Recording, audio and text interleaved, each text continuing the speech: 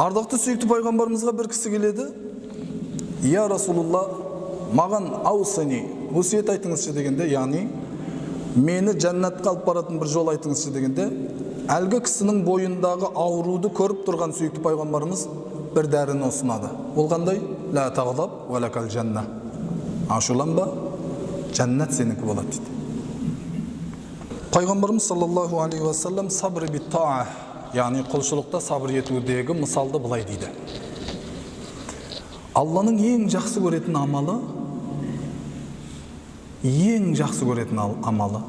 әдуамуха ва ин қалла дейді. Әрдайым үзілместен істелетін бір жақсылық. Алланың ең жақсы көретін амалы. Үзілмейтін бір жақсылық. Тіпті ол аз болса да дейді. Не себептен аз болса да ол жақсылықты Аллах Тағала жақсы көріп жатыр? Себебі бойында қосымша үлкен бір жақсылық тағы бар. Ол не? Сабыр. Сол амалды, құлшылықты сабыр менен істеп жатыр. Сабырлық менен.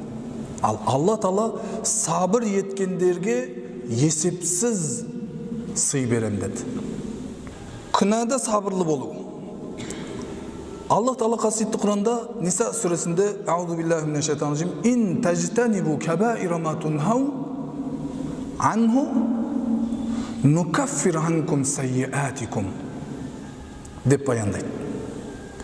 Егер сендер үлкен күнәлардан қашсаңыздар, ой келіп жатыр, мүмкіндігі болып жатыр бір күнәні істеуге, кредит алуын басқа, я мысалы зина жасап қалу, я Алланың жақсы көрмейтін бір амалын жасап қалуға мүмкіндіктер туып жатыр. Бірақ сабыр етіп жатырмыз. Аллах Тағала айтады, осы сабыр еткенің үшін сенің бүкіл кішкентай күнәларыңның бәрін кешірдім дейді. Демек сабырлық бір кілт сияқты.